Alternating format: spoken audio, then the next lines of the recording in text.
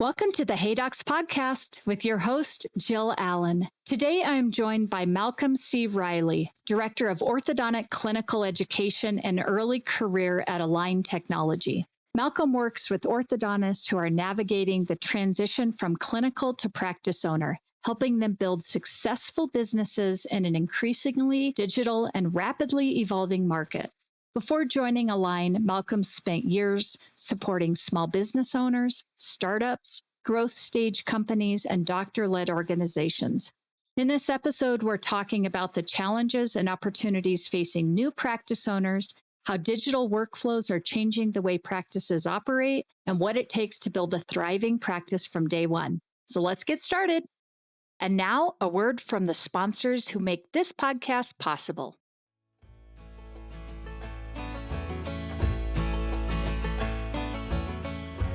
Are you thinking about opening an orthodontic practice? I know, it's a big decision, but saving 25% on the ADEC equipment you need to get started, that's an easy one. Because ADEC has a special program called Smart Start, designed to help you launch your first practice. You get up to 25% off your ADEC orthodontic equipment and furniture. You also get complimentary services to help you run and grow your business. And my favorite part, access to the Smart Start pricing for 2 whole years after you open your doors. That gives you flexibility to add more chairs as your cash flow grows. It's pretty smart. As an orthodontist, you care about getting all the little details right, and ADEC really got it right with this program.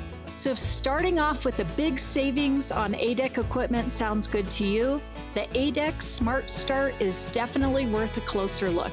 Just follow the link in the show notes to learn more.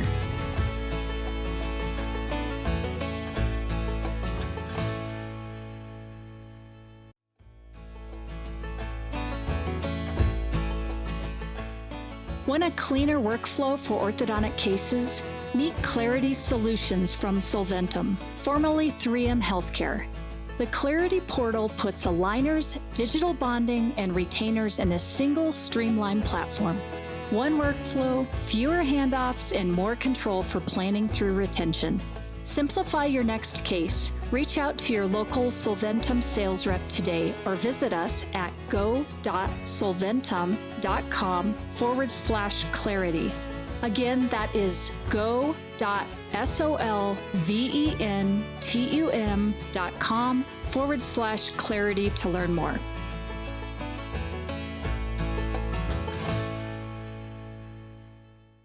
Malcom, I am so excited to finally have you on Hey Docs. Thanks for being here today.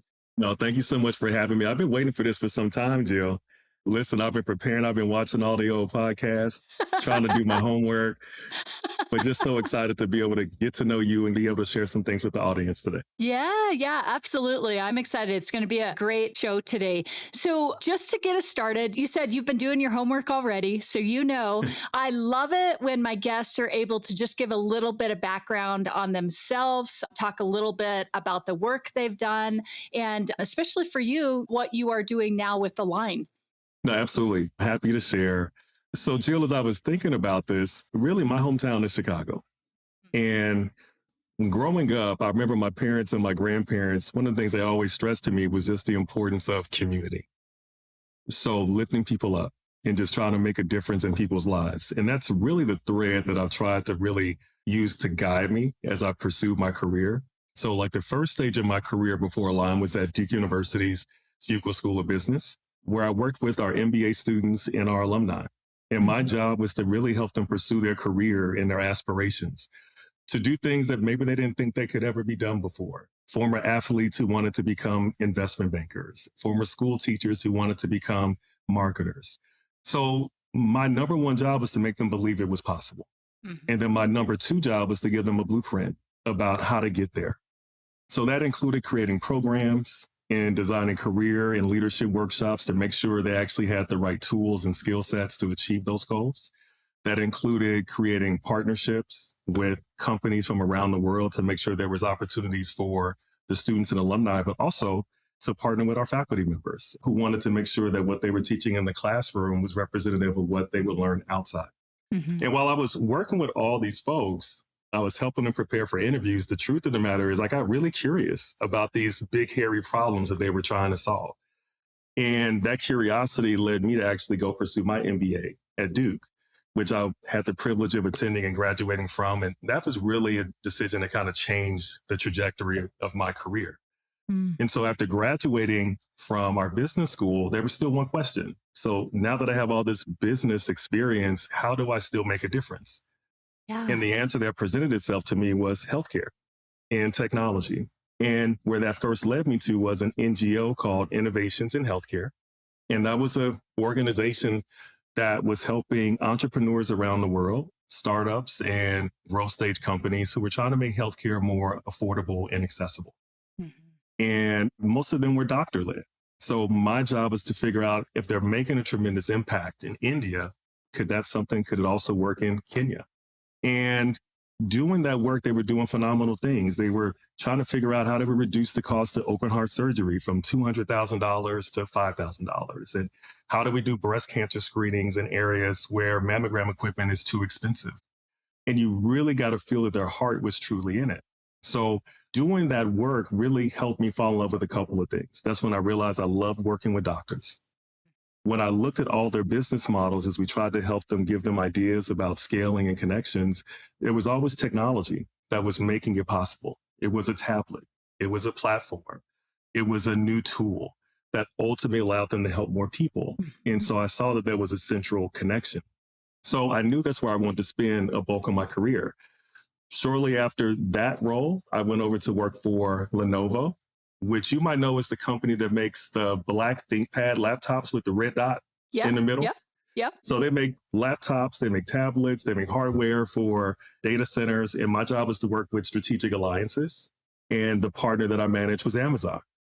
And Wow. so, amongst other things, my role was to work with our sales leaders across the country in US and Europe and in Asia and say, well, how do we grow our business on Amazon's e-commerce platform? And then also, how can we work with our product teams to come up with cool new products that haven't been Yeah. done before that integrate Amazon technology in a unique way? Like imagine an Alexa on a Lenovo tablet.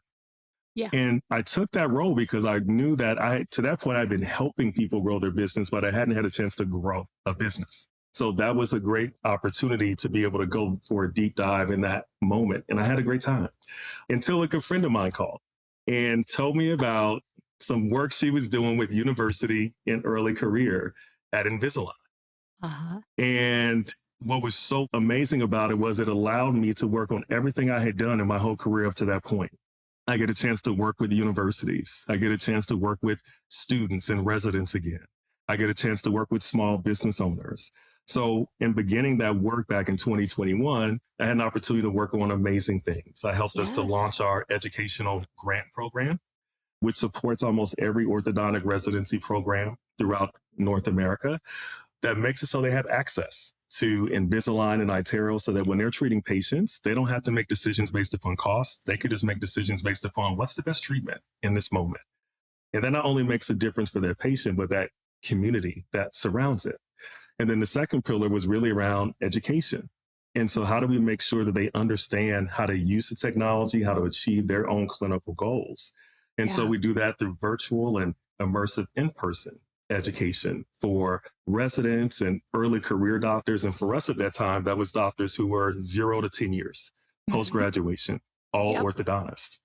So, I just fully immersed myself in this space. I always say that I unexpectedly fell in love with orthodontists. You know, the more that I learned, the more that I connected with it, because what you learn is that for every orthodontist, at some point, they either aspire to and or will become a small business owner.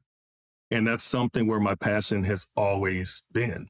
So we did that work for the next 3 years. And it was last year where I had the opportunity to not only focus on early career orthodontists, but all orthodontists, regardless of age and stage. So managing our educational programs, managing our programs for our new practice owners to make sure they have the support they need when they grow. And the truth is, it's become one of the best jobs of my entire career. So it's been a lot of fun.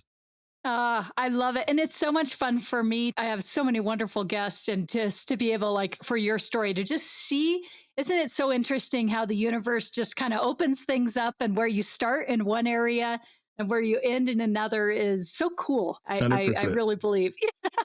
It's been a real privilege. It honestly has been. I'm having the time of my life. Yeah, absolutely. Well, as you have been immersing yourself over the years in our profession, the orthodontic profession, and I love it that you've started with a lot of the in the schools. And my passion too is those young docs. I kind of thrive in that 8 years and younger stage with the doctors. And you and I can both say that definitely things have changed over the years, and technology. I mean, talk about Invisalign being a disruptor in our orthodontic profession. I mean, for sure, when you look at, I having been in the orthodontic profession for over 30 now, man, I can remember when plastic was being introduced, and talk about a disruptor, that was like, what? Yes. And just to see the evolution of not only that, but the technology that now supports orthodontics in helping them just be better clinicians on so many levels with so many different tools at their fingertips. And so, what I would love to kind of dive in and talk about is kind of that younger generation that you and I both focus on a little bit more. And let's just talk about new practice owners and some of the differences that you're seeing, differences that I'm seeing, and just the environment of where things are at now in consideration to previous generations. Because again, I can remember when you open up a practice, you do a bracket order, and that's all you thought about. And now that's a very, very different consideration. So, if you wouldn't mind just giving me your thoughts on that, and maybe some of the challenges, some of the opportunities that you're seeing right now. No, 100%. I think that's one of the first things that I learned in working with like that early career population is that the desire is still there. The desire to take your future into your own hands, the desire to pursue your dream is in your own hands. But the way that that manifests itself is so different now. I think naturally one of the biggest differences is cost from a couple of different perspectives. Student loans, the cost of actually going to orthodontic residency program has increased significantly. Mhm. And that's something that you have to think about in terms of not only if you open a practice, but when, so that you can Yep. make sure you feel comfortable about your finances and how you're going to manage that as you try to grow your business. And so that's something I know is always on their mind in terms of Yep. thinking about this decision. I think the second biggest thing that comes to mind is that I think the patients that they're serving are actually quite different now. My Yes. mind goes, so it's interesting that I supported Amazon as a strategic partner because in many ways, I think our patients and consumers have an Amazon mindset Yes. in a way that they Yes. didn't have before. Mhm. Where think you used to be able to count on referrals. And if I recommend someone and you have my word and you trust me, that's going to be the orthodontist that I choose. But now I think we have the data that shows that every patient is going to at least 3 practices before they make their final decision. And they have more options than ever before. And so I think that that is one of the challenges that new practice owners today have to think about is how do you stand out? How do you get noticed? And I think that's really the last piece is as you're trying to figure out how to stand out, when I talk to new practice owner, I said, hey, I get that. But there's also some things that you have in your favor. Number one is I think orthodontics has remained a fairly traditional business and way of doing things.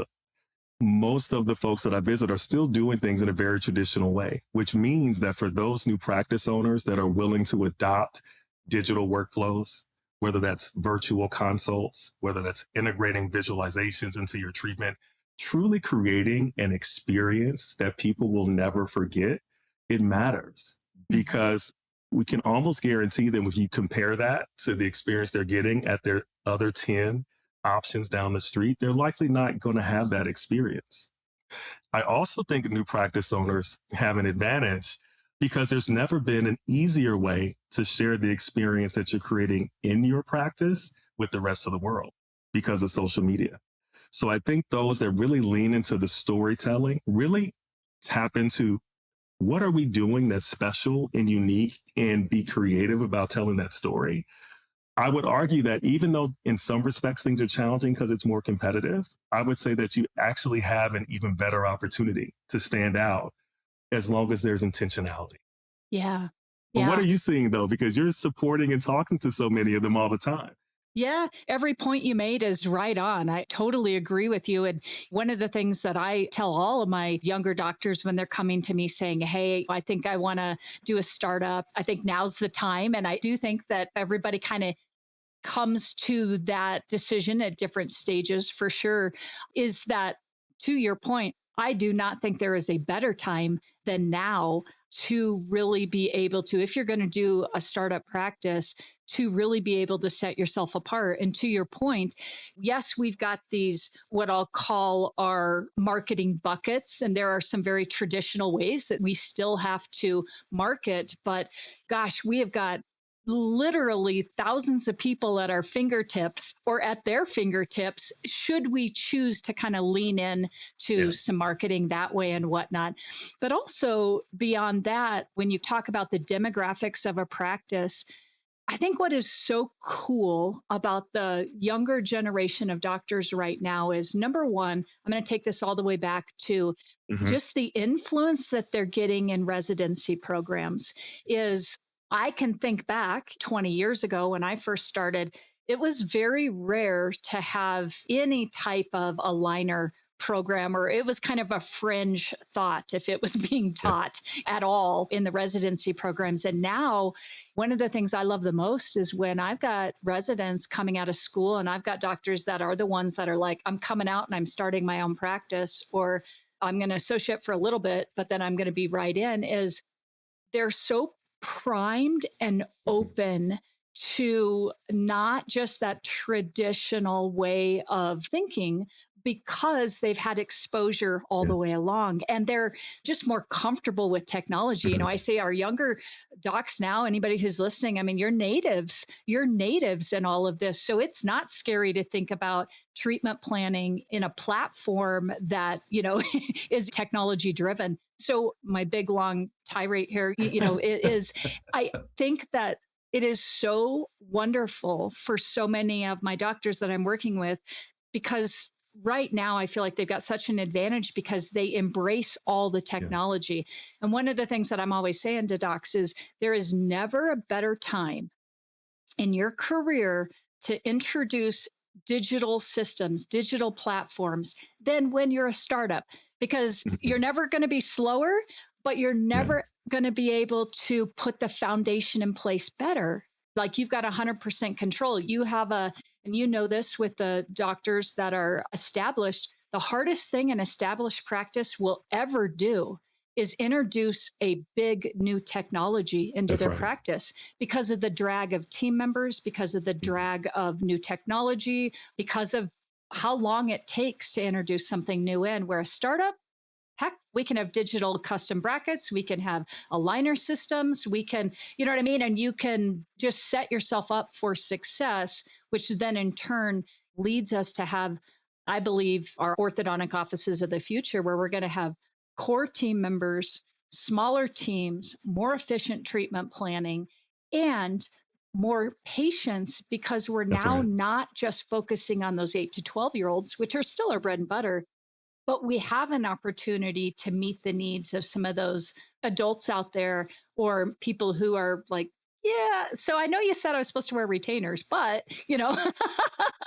We should talk about, I'm so glad you brought that up. We should talk about those adults, because we've been doing a lot of research and conversation internally, just kind of looking at just the US market specifically. And of course, traditionally orthodontists have focused on that growing kid teen market. But the reality of it is two things that are top of mind for me all the time. For us that look at the trends, we see that there's been a pretty consistently declining birth rate in the US. And that families are not necessarily families of 4, but more likely to be families of 2 these days. But on the flip side, we know that the largest segment of the population is adults. I think like 60 to 70% of the population is adults. And they have jobs. They have disposable income. We see Yes, this that's trend it. that everybody is focused on with health and wellness. They Mm, want to feel better. They yes. want to have longevity.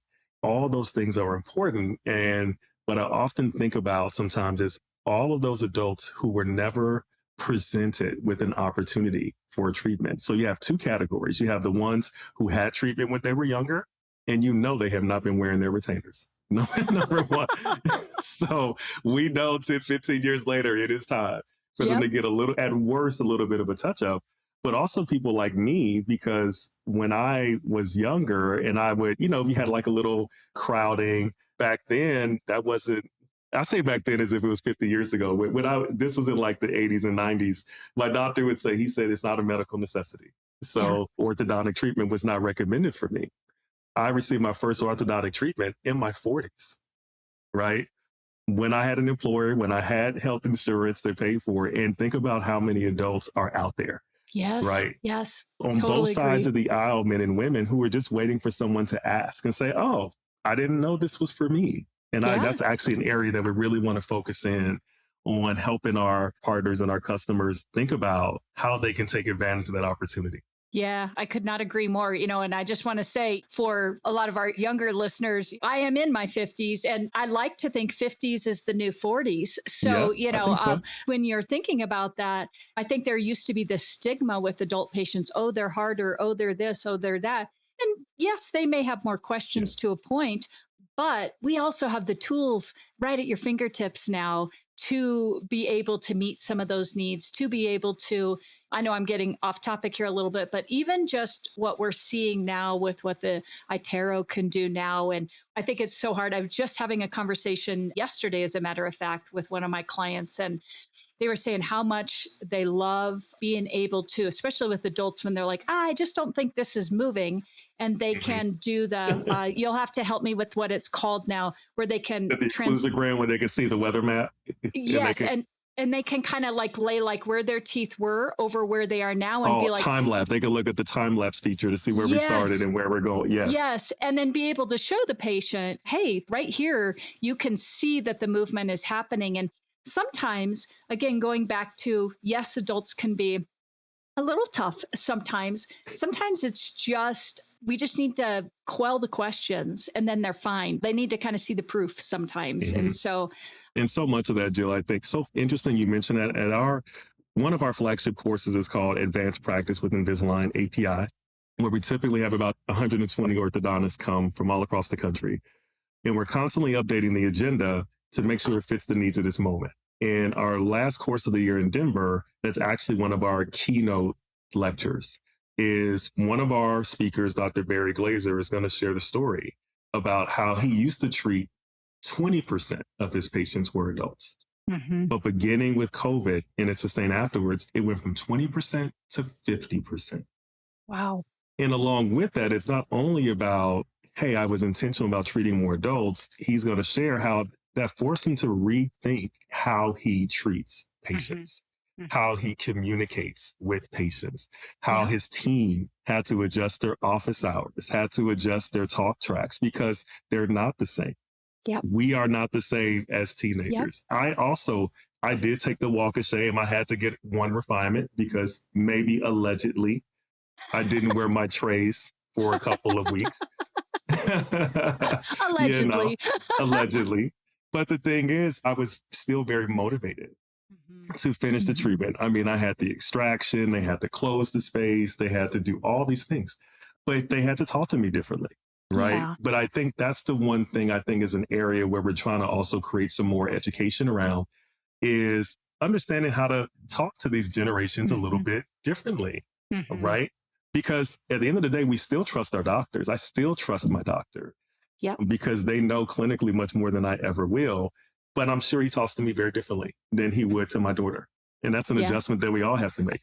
Well, and to that point, if anybody has really thought about this, at this point in our offices, we have 5 different generations that could be in your practice, all the way from baby boomers that still may want some treatment, all the way up to our alphas now. And I mean, talk about just the differences. I speak a lot on that. If you're talking to somebody of a baby boomer generation, that conversation is going to be very different than we're talking to Gen Z. Or even Yes. that alpha like your daughter who, again, just totally different. And so loves her diastema. She loves her gap. So yes, maybe she'll be one of the patients who will say, hey, you can move my teeth, but keep my gap in the middle. Yes. We'll see. I say, well, baby, you can have whatever you want to. Yes. So I think that's the other, new mindset, Jill, is that orthodontics is not a one-time treatment.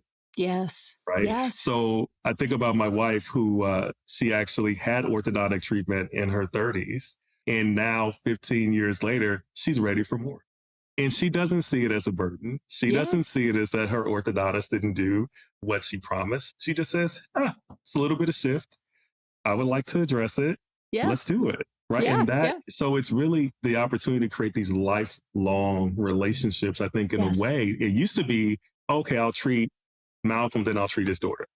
Yeah. Where really you might treat me twice. You might then put me in a retainer program to kind of help preserve the work that you did, and you'll give my daughter and you'll get her classmates. So I think it's how do we amplify those touch points? I love that. Yeah, I love that. And it's such a good point. It's funny that you say that because my husband, Doug, anybody who's met Doug before, we all love Dougie Fresh, but he has said that same thing. And I do think it's this shift of he had treatment in the past and he's always bugging me, which I should do something about it or he should do something about it. But, he's like, I think I'm ready to, he was met where he was at for what he wanted at the time. But now he's in a different place and he wants something different. And you're so right. And I'm really glad that you said that because I do think that it is this shift where I think we're past that you fix it and forget about it. And then we blame the patient if their teeth move. Yeah. Now, I think people really do understand that there's nothing you're going to do in life that unless you keep up with it, I can go on the best diet in the world. And the minute I'm back on couple cocktails on the weekend and not working out the way I should, my body's going to change. You know what I mean? That's right. That's right. And why wouldn't we think that anything else, is, and it's okay. And it's okay. Yes, right? Exactly. It's like normalizing that. It's like, it's okay. Yes. And when you come back, I'm here for you. It's no shame. Yep. Welcome back home. And that's it. I think that's the change too. I love that you just said that because I do think that I think that's why a lot of patients, because they felt shamed by our doctors that, you didn't wear your retainers. So instead of, so let's just meet you where you're at. Let's take care of where we're at. And to your point, normalizing it is, I think, going to be also part of our future treatments is, no big deal. We'll just take it and run with it. Let's just go. And now a word from the sponsors who make this podcast possible.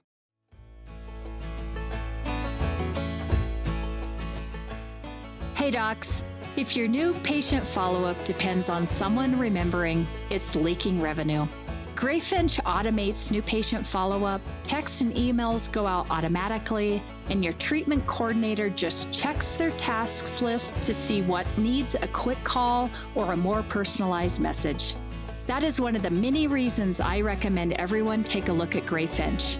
It isn't just a follow-up tool, it's a complete practice management software built to help you grow and scale. Stop leaking revenue and get $500 off your startup fee with the Jill Allen special at greyfinch.com/Jill Allen.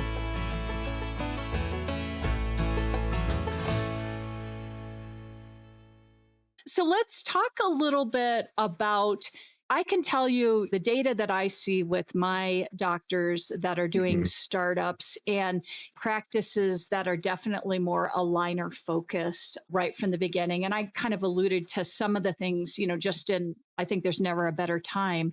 But I'm wondering if you can talk a little bit from your end about what you guys are seeing when we have doctors that are leaning into more of an aligner practice, what that does from a profitability standpoint, some of those different things that you guys are seeing from your data. No, that's helpful. So I think what I often say is meeting people where they are means you have to address the elephant in the room. And a lot of new practice owners are wondering, can I be profitable and have an aligner focused practice? And I think the word that you'll hear me say many times throughout the conversation today is intention. Yes. Because here's the encouraging thing. When I look at the new practice owners that I've met who have decided that they wanted to be more aligner focused. The difference is that I always say for any business, you have to have a vision, you have to have a strategy, and you have to have a story. And part of the reason you alluded to it earlier is that it's difficult for many who've been in practice for 20 to 25 years to integrate digital is because in their mind, it creates so much disruption. Mm-hmm. And what they're trying to figure out is the disruption worth it based upon the outcome? What I'm finding is that if for those who are starting out without that baggage, who have the vision about how they're going to build their practice, because everything is interconnected. As you are more aligner focused, that means that if it's run well, it should be more efficient. That means maybe there won't be as need for as many staff. Yes. Right? Maybe there won't be as much of a need to work as many days. Right? So if you're working to optimize the entire operation, really it's different. There's two models. There's one model is like, yes, we offer aligners as an alternative. The other model is, no, we built a model around aligners. We encourage the utilization. Of course, we welcome your business. If we want you to start, we can help you, but we believe in it. We understand how to get the efficiency from it. And therefore, we already kind of have the thought about how we're going to be profitable. And that question was one that I recognized last year. That's a big reason why at a number of our courses, we've included so much more content on how can you be profitable and have what we call a high share of chair practice when it comes to Invisalign, because it's the intentionality. It's the recognition that, oh, well, maybe I don't need to replace that one person that left. Maybe there's an opportunity to look at our work streams and transform our processes so that we can do it more efficiently. And I find that those who are doing that really well, one person that comes to mind, one of my favorite people with favorite orthodontists is Dr. Rebecca Anderson out of South Carolina. And she launched a brand new startup. And the first thing that she noticed was the kids aren't old enough yet. Right. It's so there were a lot of young there were a lot of young families that had moved to the area, but the kids were still 3 and 4 and 5.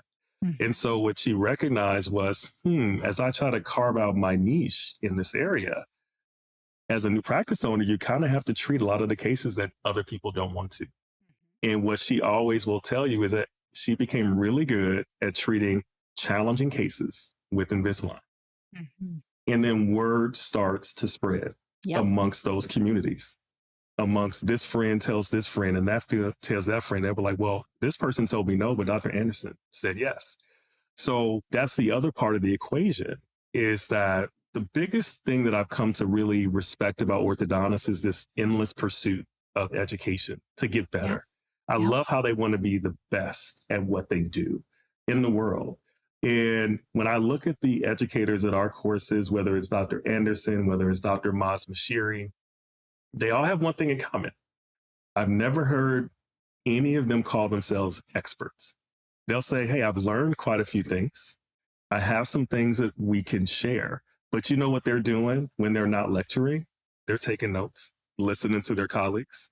And you see, you're like, wow, it seems like you have arrived, but you're still trying to get that one extra clinical pearl, that one extra nugget that's going to help you save more time, that's going to help you expand your case selections as types that you're more comfortable, that maybe you didn't think you could treat predictably. So that's a long-winded way of saying that I think the other part of that equation, in addition to optimization, is what is the plan and the commitment to continue to strengthen your expertise with Invisalign and aligners, because it's a journey, right? And I think that is the biggest thing I learned, is that it doesn't stand still. And those folks who are happy and doing well, I see them at the MoCE events. I see them at the study clubs. I see them at the community building events, because they recognize there's so much to learn from each other that ultimately they can funnel back to their practice. So I think that would be my summary. I think for those new practice owners who are doing well, it's that they have a vision and a like, why am I going to be aligner focused? And my strategy is how I'm going to do it. How is that connected to my operational workflows? How is that connected to the case types that I'm treating? And I think that last pillar I would say is recognizing that you can't do it alone. So one of the things you heard me talk about earlier was this concept of community. So one of the things that we're always very intentional about is that when we're working with our new practice owners, we'll say, well, tell me what you're comfortable with now, and then share more about where would you like to be? What are those case types you would like to do more of? And maybe you need a little bit more support. And that way I can get them connected with our mentorship program, where we connect them with someone who's been treating those case types for over 15, 20 years. And maybe after you talk about treating open bite and deep bite, you'll just say, hey, now tell me about how you run your practice. How are you doing it? And those conversations happen so organically. So I think that's the third pillar, is recognizing that there's just so much to learn from so many people, and they're always so willing to share. Yeah. So I find that that's the biggest thing that you and I both know. Entrepreneurship can feel very lonely. Oh, gosh, yes. But it doesn't have to be. Right. Right. That becomes a part of our strategy and part of our choice in terms of how we choose to build our practice and build our network around us. Yeah, no, you're so right on that. And I think, to speak to that last point, and then I got one more thing I wanted to say, is that I think especially what I see with younger docs, though I think it's getting definitely better. I see so much crowdsourcing and people leaning on each other. But there is this point where you have risen to this level for a reason. And it does make you feel very vulnerable if you say, I don't know, I'm not sure. And I think with your courses that you guys provide, it's a very neutral environment where everybody's coming in, and it isn't like, well, what do you mean you don't know how to treat a deep bite with da da da da da? I mean, because I think that, every doctor that's in our profession was top of their class. They had to get there to be an orthodontist. And so I think it can be very freeing. And so I would encourage anybody who's listening, to be a little bit vulnerable and get into some of these groups if you aren't already, and really take the time to learn, because in the long run, it for sure is going to help you. Definitely will not hurt you. You know what? It definitely won't hurt you. And I think that's one of my other good friends, my favorite people, Dr. Regina Blevins. When she gives her lecture, she often says that a quotation that she found was, because we've always done it this way, are some of the most expensive words in the human vocabulary. Oh, goodness, right? yes. Because that's the coolest thing that I see when I go to our courses, is when I hear our educators say, you know what, 5 years ago, I would have done it this way. But now with the introduction of this, or the opportunity to do that, I'm doing it so much differently, building on the same principles, but taking advantage of the efficiency. And I think that's the exciting thing, is just to see this constant evolution. It has nothing to do with age. Yep. It's all about mindset. In fact, I remember at our API course in Houston, where there was a 65-year-old who said, I think you just added 10 years to my career. And I was like, well, let's do it. Let's go. Yes. And hopefully it's another 15 years, Yep. But that is the exciting thing about digital. Is that it's not going to be as labor intensive. Your mind is still sharp as a tack. You're just using it in different ways. And I think that's really exciting. Yeah, absolutely. Absolutely. So let's talk a little bit about digital workflows and how you guys are helping to transform. And I know that phrase, digital workflow, can be used in so many different things, but let's talk about it directly related to Invisalign and just what you're seeing, how you guys feel that you're really able to help with efficiency and team empowerment and patient experience, some of those tools that you're able to help offices with. So let's break that down. So let's break it down into non-corporate language, into real human being language. So let's talk about the new patient consult. Earlier, we were talking about how much our patients and our consumers have this Amazon mindset, where they're shopping around and they're waiting for this. It's this combination of the right value in the right moment and the right feeling. And so when we think about some of our tools, like introducing our Outcome Simulator Pro, where people can see an in-face visualization of their own smile. One of the things that is really interesting to me, the reason I shared that background is to show that I worked at a lot of different businesses. In every profession, visualizations matter. And as much as buying decisions are intellectual, they are very much emotional. Because if buying a car is an intellectual decision, we would all buy the most fuel efficient vehicle possible.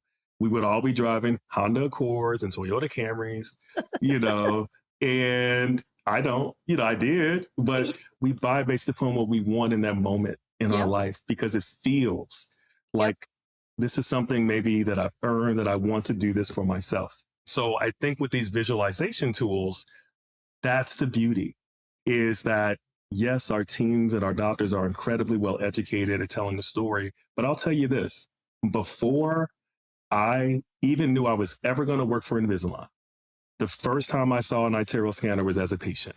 And I was just getting my teeth cleaned. And she just asked me, well, have you ever thought about Invisalign? And I said, no, my doctor said that it's not, a medical necessity. She was like, would you just want to see a scan? I said, sure. And it was the first time I had seen myself in full color. I Yeah. never understood what any of those black and white x-rays ever meant. I would just say, okay, doc, if you say so, Hmm. sounds great. But it was the first time I could see it. And I remember I said, well, hey, I don't know what any of this means, but can you create that final outcome? Because if you can, I would very much be interested in that. Right. And I ended up getting my work done by an orthodontist. But that was the moment. The team did not have to say much of anything. Yep. They just had to show Hmm. me the possibilities. And that was before in-face visualization. That was before showing me the smile video where I can see myself laughing and talking and imagining what that's going to feel like at a family Yes. reunion or hanging out with my friends. Those are the moments that get us one step closer to saying, you know what, I'm going to start today. Yeah. Right. And I think that's what we're really trying to do, is to create those micro moments using those visualization tools. So that's one example. When I think about our virtual tools, like virtual care, we talked about how adults can be difficult sometimes, but so much of it is we do have to, because we trust our doctors, our orthodontists can set the tone Hmm. in terms of what this journey looks like in terms of compliance to get the results we're looking for.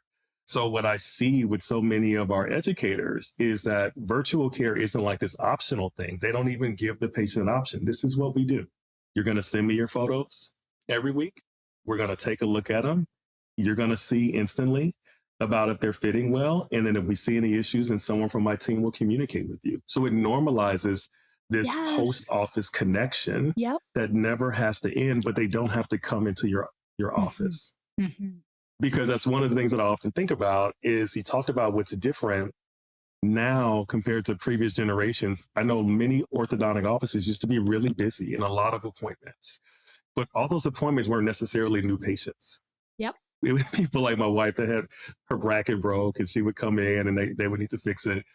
And now this generation is thinking about, well, hey, I want to spend time with my family. I want to spend time with my kids. I want to go on my girls trip. I want to go out with my guys on our camping trip.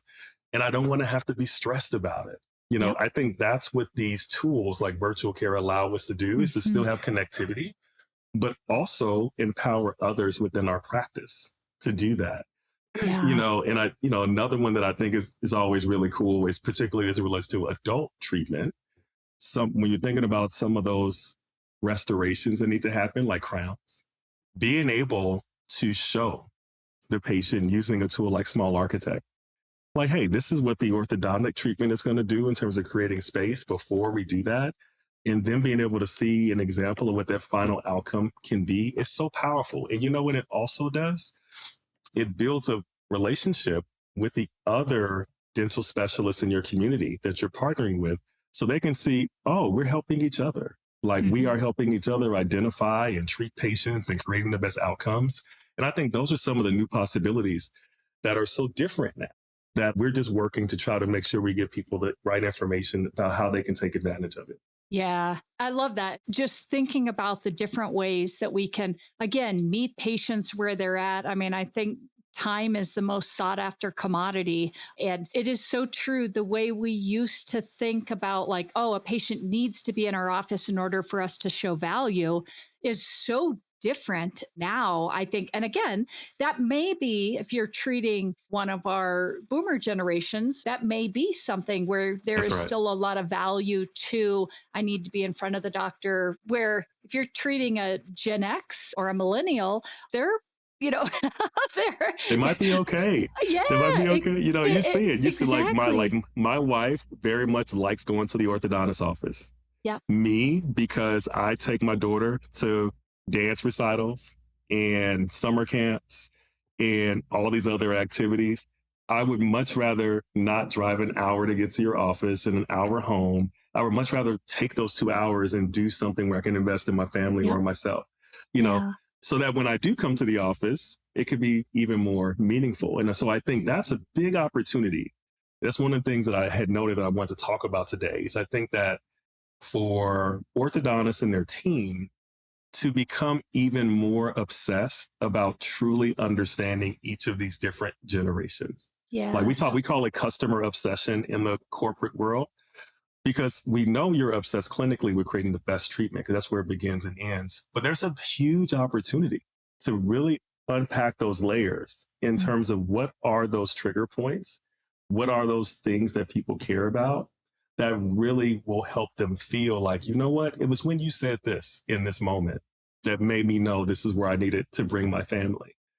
And I think that's the other opportunity in this moment. If we can invest more like next generation communication skills that is truly customized for each audience, I think that's truly going to help set the new practice owners and the successful ones of this next generation apart from others. Yeah. Yeah, I totally agree. Well, I know, Malcolm, you and I could just talk and talk Let's and keep talk. And going, don't yeah, we? Yeah, let's keep going.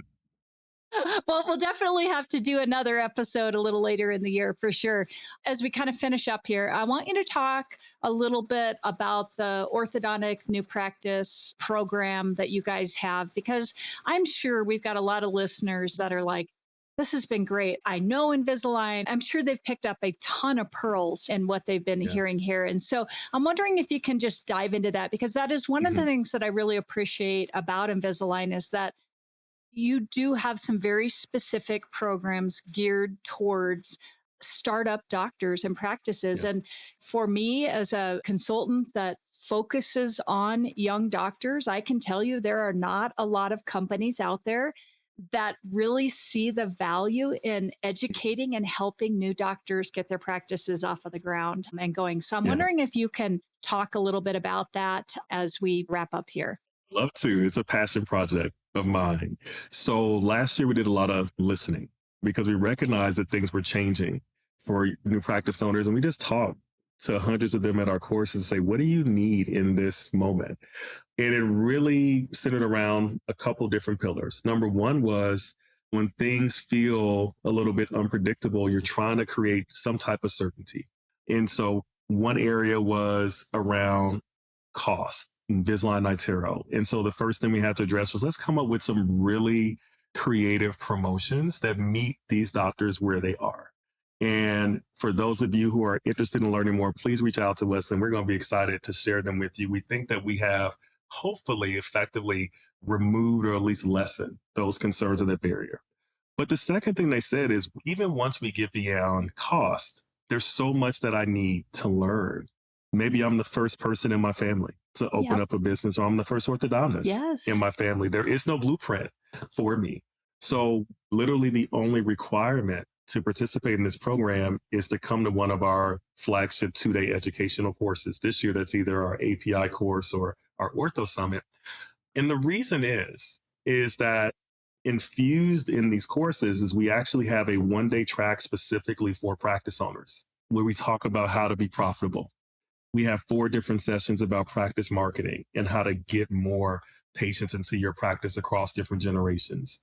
We bring in expert speakers who are former team leaders in practices to talk about how do you build the culture? How do you create the right talking tracks? How do you build these systems that ultimately give you the best opportunity to build it, the infrastructure the right way that you can build on and grow from? And then the last thing is what we often say is most of the magic happens off the stage. So how do we intentionally connect you with some of, and that's been the best part, Jill, about API used to be for early career orthodontists in 1 to 10 years. And now that it's open to everybody, you can talk with someone who's been in practice 20, 30 years, and they can not only tell you all the things that they've done, but they can tell you all the things that they wish they had done differently.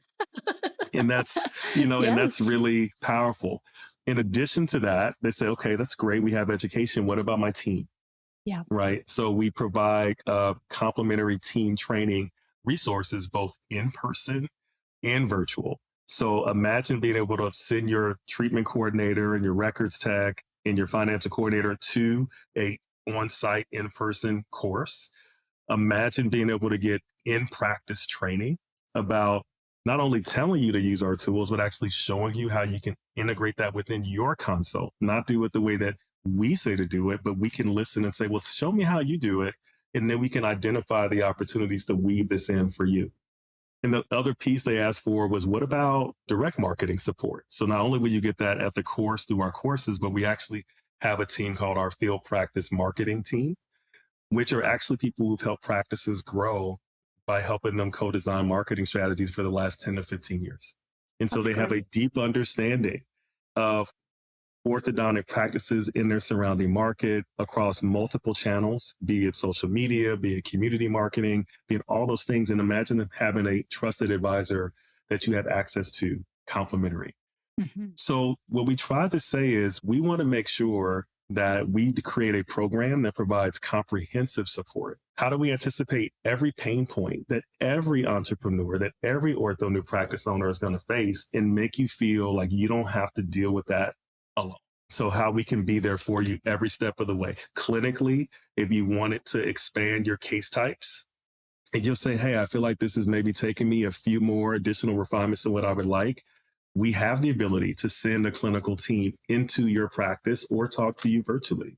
So I think that's the way we want to show up. Mhm. We just want to show that we are committed to being part of that journey with you.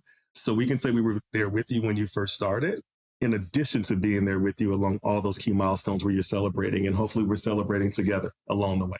Yeah. I love that. And again, I just really appreciate that you guys have taken the time to put a program like that in place because it is valuable beyond measure, I think, for younger practice owners, especially our startups that are getting in and saying, I'm embracing digital right from the beginning. I mean, I say, like, surround yourself with people that are smarter than you, people that have done it before, because you just learn so much from that. And I think it just in turn makes a doctor so much more profitable in the long run and their Yes. practice more successful when you can learn by other people's mistakes, even sometimes. 100%. And I'm always blown away by how the people that you've seen speak on all of these stages, how generous they are with their time, because they're at a point in their career where they want to know that they're giving back to the Yes. industry that's given them so much. That's the part that warms my heart, is like, how can we facilitate those connections, and seeing them take that on so willingly is really exciting. Yeah, absolutely. Well, if somebody wants to learn more about Invisalign, your resources out there, especially for new practice owners, but I have a Yeah. lot of docs that are listening that are established and are like, Yes. maybe this is the year that I want to add 10 more years to the end of my practice life. What's the best Yes. way they can connect with you or they Yes. can connect with Invisalign? Absolutely. You can reach out to me directly at mriley, RILEY, at aligntech.com. And you can also reach out to our team at NA Continuing Education at aligntech.com. Either platform will work. We'll get back to you as soon as possible, and we would love to hear from you. Yeah, I love that.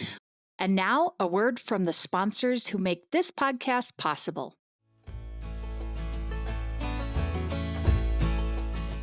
Hey docs, let's talk about Smile Suite, because it's not just another scheduling system.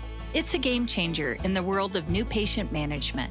And as a proud Smile Suite partner, I've witnessed the incredible impact it has on practices of all sizes. Smile Suite means your new patient calls and web leads are expertly handled 7 days a week, even during nights and weekends. And they offer top-notch customizable presentation software and seamless post-consultation follow-up. It's like having a secret weapon for your practice's success. Curious? Dive into the revolution at getsmilesuite.com. And don't forget to mention Hey Docs to unlock some extra goodies. Elevate your practice with Smile Suite, because every smile deserves a suite of excellence. Malcom, this has been just so much fun having this conversation, way too long in coming. So I'm glad that we finally carved out some time to get this going. So the way I like to finish up Hey Docs, I think you know this, is to finish us up with a little speed round. Are you ready to take it to the end here? Listen, I'm gonna try to do you proud, Jill. So let's go. All right, here we go. What is one business trend you think more people should be paying attention to right now? I think we should be paying attention to the fact that people are having fewer children, but the reality that we have more adults than ever before who are willing to consider treatment. And what does that mean for your practice? Because it's not enough to just say, I will treat you. We have to talk to them different. We have to offer different hours. We have to offer different possibilities. And so what type of conversations are we having to prepare for those moments? Because they're going to be coming to your practice soon. Yeah, I love it. I love it. All right. How about this one? What is the most unexpected lesson you've learned in your career? I wouldn't say it's the most unexpected, but I would say it's the most profound that I keep with me. And it's one simple phrase: to get what you want, you have to give what they need. Ooh, that is a good one. I'm going to take that and put that somewhere. That's a great one. I think about that all the time. And I think about it all the time in terms of how do I get my own coworkers and my colleagues to believe in new initiatives that I'm leading? I have to first truly understand what are their pain points. And it's the same with our patients. Like, I like to think the reason we've been able to make an impact with orthodontists with our work is because the first thing I said is I want to know everything about them. When you're listening, I want to know everything about you. I want to know where you went to school. I want to know what your hopes are, what your dreams are, what your fears are, what your challenges are, because only then can I begin to understand what questions to ask and what type of conversation we might need to take place to develop that trust to get us one step further from working together. Yeah, absolutely. All right. And one to finish us up, kind of a fun one here. If you had unlimited resources, you could just do whatever you wanted. What is one idea you would bring to life? Well, I would say that the most profound experiences that I've had have been when I've been able to do work overseas in a variety of different countries, whether it's Africa, whether it's South America. And what I would say is that it's difficult to work with people in different cultures and different communities and look at your life and yourself the same way. Yeah. For so many different reasons. And so one of the things that I would love to be able to do if I was to be able to retire and focus on it is I wish everybody, regardless of where they come from, regardless of what their economic situation is, I would love for them to have some type of study abroad, cultural immersion activity in a culture that is just significantly different and far away from them, and just see how much we have in common. It makes the world feel so much smaller. And I think it helps us come closer together as a community. So that would be my dream if I was ever able to do that. Yeah. Oh, I love that. I love that. I want to be a part of that if you ever get to focus just on that. Yeah. Maybe I always say anything is possible. So let's see. Anything is possible. Well, again, Malcolm, this has been such a pleasure having this really great conversation with you. And thank you again for being here on Hey Docs. And I look forward to our next conversation. Thank you. I can't wait for it. Wish you nothing but the best, Jill. Yep. All right. See ya. Bye-bye.